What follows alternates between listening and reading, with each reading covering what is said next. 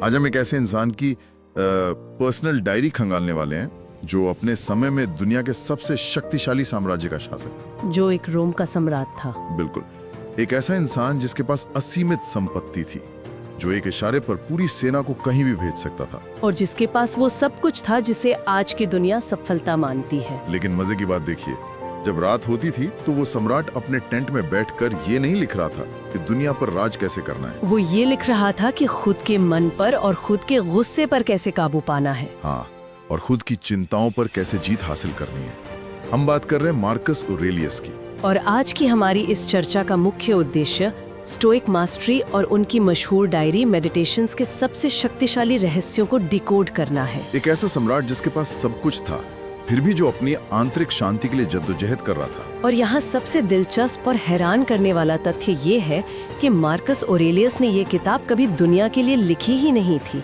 मतलब उन्होंने इसे पब्लिश करने के लिए नहीं लिखा था? बिल्कुल नहीं।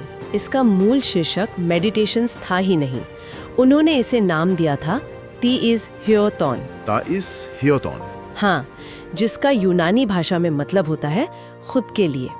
खुद के लिए। ये उनके अपने विचारों को सुलझाने और खुद को अनुशासित रखने का एक निजी तरीका था। भारी तनाव के बीच अपनी मानसिक शांति बनाए रखने का तरीका। ये वाकई एक बहुत बड़ा विरोधाभास है कि इतिहास के सबसे शक्तिशाली लोगों में से एक बाहरी दुनिया को जीतने के बजाय अपनी आंतरिक दुनिया को जीतने के लिए लड़ रहा था। बिल्कुल, और यही बात इसे आज के संदर्भ में इतना प्रासंगिक बनाती है। हम आज रोम के सम्राट तो नहीं है, लेकिन हम सभी अपनी अपनी जिंदगी के छोटे छोटे युद्ध तो लड़ ही रहे हैं। हाँ, कभी दफ्तर की राजनीति है तो कभी करियर की चिंता है, या फिर सोशल मीडिया का शोर है। खैर, मार्कस की बात को सही परिप्रेक्ष्य में रखने के लिए हमें थोड़ा इतिहास में जाना होगा। सही कहा।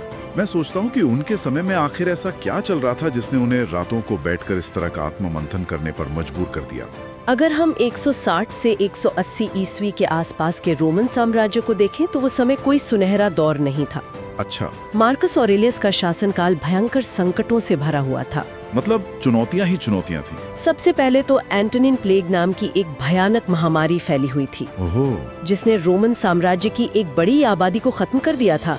इसके अलावा जर्मैनिक जनजातियों के साथ लगातार सीमा पर युद्ध चल रहे थे। एक ही समय में युद्ध और महामारी। और इतना ही नहीं, मार्कस अपने जीवन के अंतिम कई साल रोम के आलीशान महलों में नहीं बिता रहे थे। तो कहाँ थे वो? वो कीचड़ और बर्फ से जमे हुए सैन्य शिविरों में रह रहे थे। और तो और उनके अपने सबसे भरोसेमंद सेनापति एविडियस कैसियस ने उनके खिलाफ विद्रोह कर दिया था। बाप रे, मतलब राजनीतिक विश्वासघात भी और अपनी खुद की गिरती हुई सेहत अलग से। ठीक यही बात है।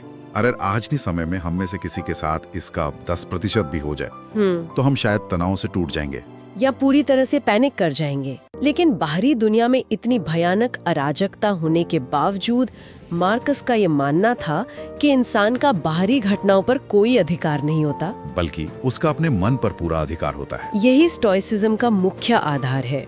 इसी मानसिकता को हमारे आज के रिसर्च नोट्स में एलीट थिंकिंग कहा गया है। Elite thinking? असली ताकत इस बात में नहीं है कि आप दुनिया की घटनाओं को कैसे नियंत्रित करते हैं, क्योंकि वो तो आप कर ही नहीं सकते।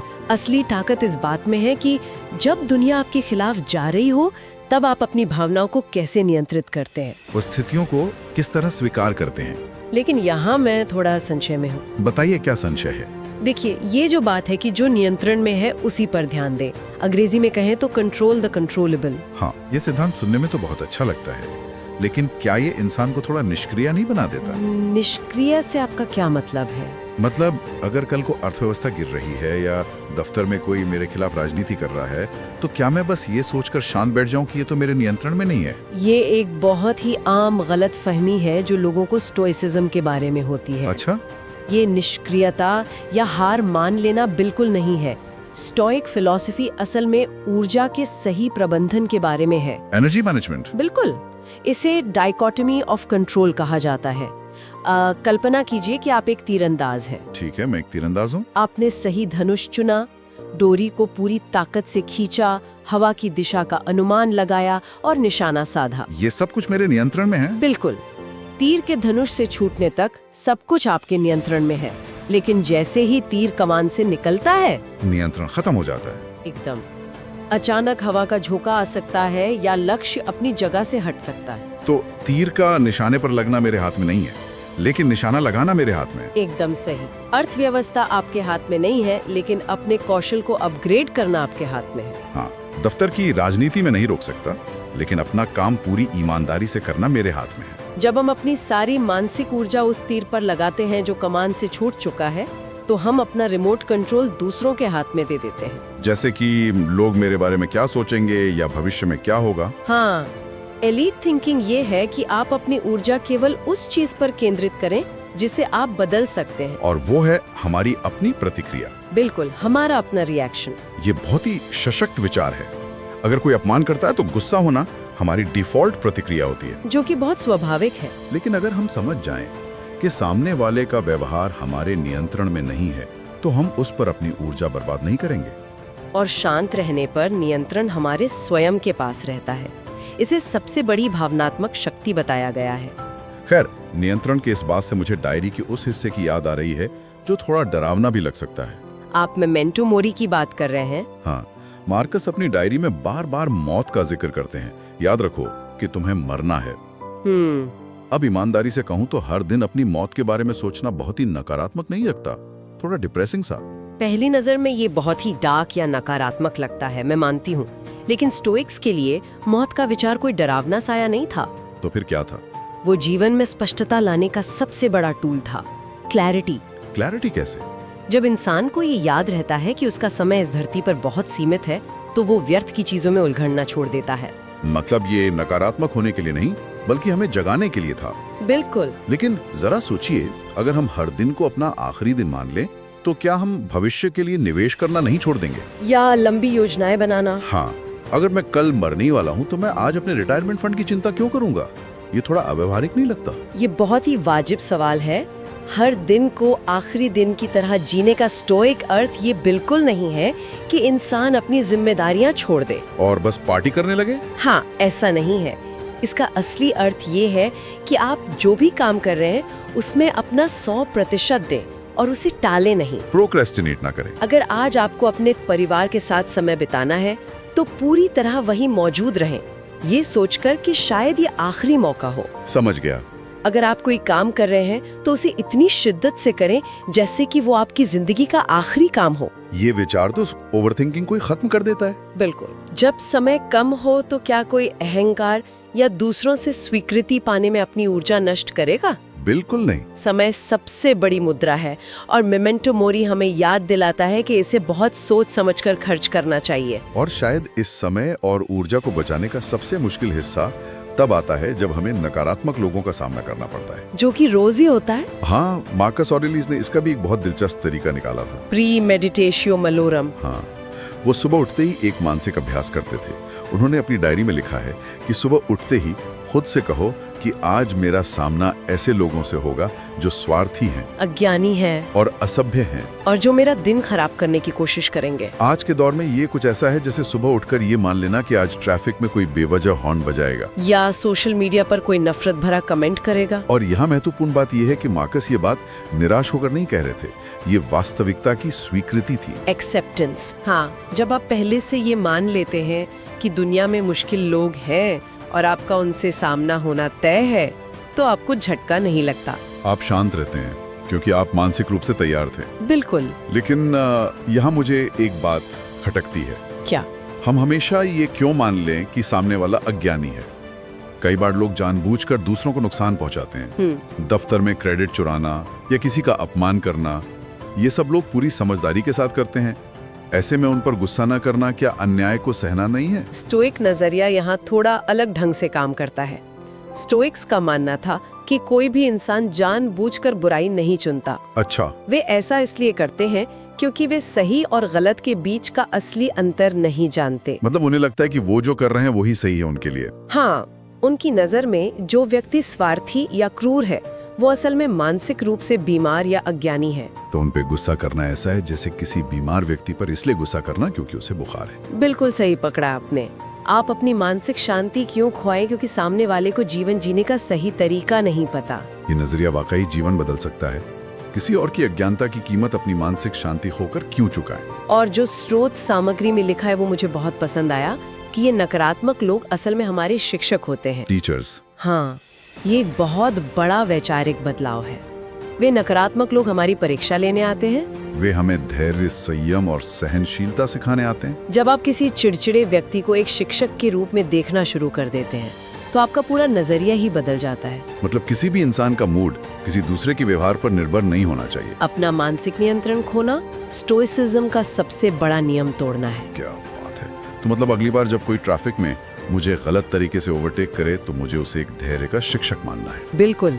ये मुश्किल जरूर है, लेकिन अगर हम इसे साध लें तो यही असली आंतरिक शांति है। Inner peace. और आज के समय में इस आंतरिक शांति की सबसे ज्यादा जरूरत है। हम अक्सर बाहरी चीजों में खुशी ढूंढते हैं, पैसों में, सोशल मीडिया वैलिडेशन में, नए गैजेट्स में या किसी के द्वारा की गई तारीफ में। और यहीं पे सबसे बड़ी चूक होती है। अगर मन अंदर से स्थिर नहीं है तो बाहर की कोई भी चीज स्थायी खुशी नहीं दे सकती। मार्कस के पास एक सम्राट के रूप में वो सब कुछ था जो पैसे से खरीदा जा सकता था, फिर भी वे इस बात को गहराई से समझते थे। असली एलीट थिंकिंग ये है कि परिस्थितियां चाहे कितनी भी अच्छी हों या बुरी, आपकी आंतरिक स्थिति स्थिर रहनी चाहिए। चाहे आपको बहुत बड़ा प्रमोशन मिल जाए या आपकी नौकरी चली जाए, दोनों ही स्थितियों में शांत रहना कमजोरी नहीं है, बल्कि शक्ति का उच्चतम रूप है, हाईएस्ट फॉर्म ऑफ स्ट्रेंथ।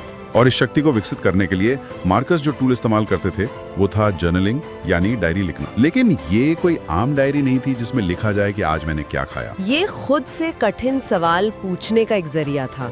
इसी डायरी में एक बहुत ही प्रभावशाली पंक्ति है कि एक अच्छा इंसान कैसा होता है, इस पर बहस मत करो, बस एक अच्छा इंसान बन जाओ। बहुत गहरी बात है। आज के समय में हम देखते हैं कि इंटरनेट पर हर कोई इसी बहस में लगा है कि सही क्या है, गलत क्या है, सफलता क्या है। लेकिन कार्रवाई कोई नहीं करना चाहता, एक्शन नहीं लेना चाहता। क्योंकि बहस करना आसान है और चरित्र का निर्माण करना बहुत मुश्किल है। सफलता पर केवल चर्चा करने के बजाय छोटे छोटे निर्णयों के जरिए रोजाना खुद को बेहतर बनाने पर ध्यान देना चाहिए। अनुशासन और चरित्र रातों रात नहीं बनते, ये रोजमर्रा की आदतों से बनते हैं। जो लोग सच में मानसिक रूप से शक्तिशाली होते हैं वे दुनिया की शिकायत नहीं करते, वे बस अपना काम करते हैं। बिल्कुल। तो अब जब हमने स्टोइसिज्म के इन गहरे दार्शनिक पहलुओं को समझ लिया है तो सवाल ये उठता है कि एक आम इंसान इसे अपनी जिंदगी में कैसे लागू करे। सही बात है। हमारे रिसर्च नोट्स जो पावर बुक हब द्वारा संकलित किए गए हैं उसमें जीवन में लागू करने के लिए 5 बहुत ही व्यावहारिक नियम दिए गए हैं। पावर बुक हब का उद्देश्य केवल किताबों का सारांश देना नहीं,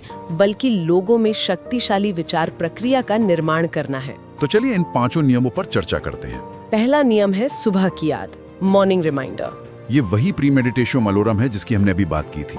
हाँ, सुबह 1 मिनट के लिए ये याद करना कि आज चुनौतियाँ आएंगी लेकिन मुझे शांत रहना है। यह 1 मिनट का मानसिक अभ्यास आपके पूरे दिन के लिए एक रक्षा कवच का काम करता है। दूसरा नियम है नियंत्रण की जांच, कंट्रोल चेक। जब भी तनाव महसूस हो तो तुरंत रुकें और पूछें कि क्या यह स्थिति मेरे नियंत्रण में है। अगर हाँ तो कदम उठाएं और अगर नहीं तो उसे स्वीकार करें। उसे बदलने की व्यर्थ कोशिश में अपनी ऊर्जा न जलाएं।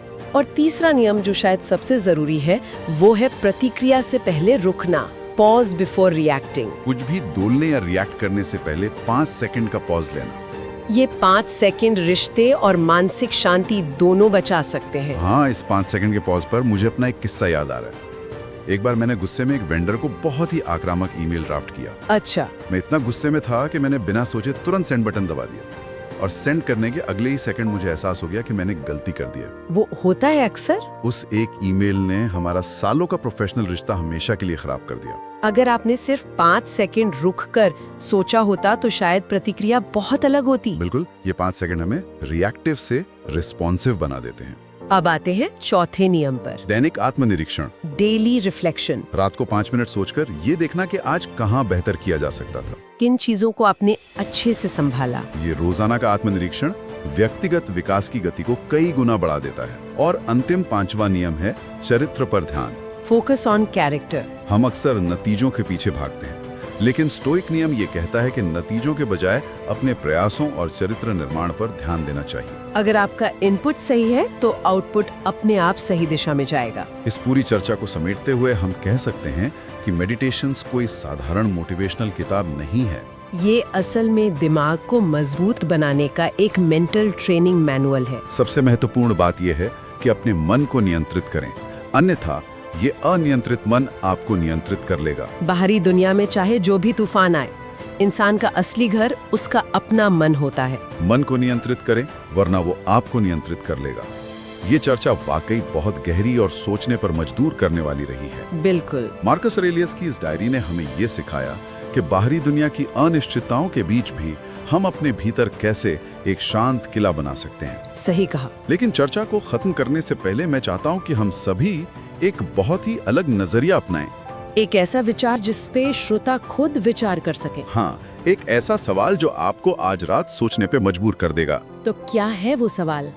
कल्पना कीजिए, अगर युद्ध लड़ने, महामारी का सामना करने और पूरे साम्राज्य को संभालने के बावजूद एक रोमन सम्राट हर रात अपने व्यवहार का आत्मनिरीक्षण करने का समय निकाल सकता था, तो क्या आज की हमारी इस भागदौड़ भरी जिंदगी में हम अपनी ही मानसिक शांति के लिए खुद से जुड़ने के लिए 5 मिनट नहीं निकाल सकते? बहुत ही गहरा सवाल है। आज रात सोने से पहले खुद से ये सवाल जरूर पूछिएगा।